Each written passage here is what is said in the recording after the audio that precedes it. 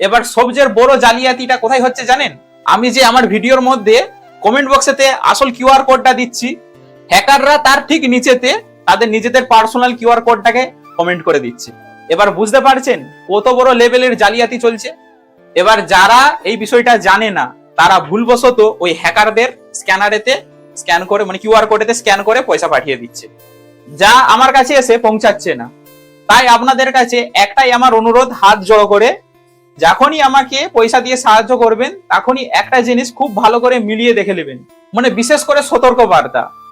যখনই আমরা ওই কিউআর কোডটাই স্ক্যান করে আমাকে পয়সা পাঠাবেন, দেখে নেবেন খালি যে হরিপদ সামন্ত নামটা আসছে কিনা।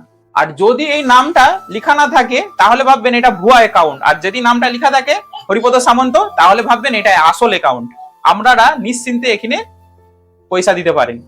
অন্য কোনো অ্যাকাউন্টে বা অন্য কোনো নামে দয়া করে সাহায্য করবেন না।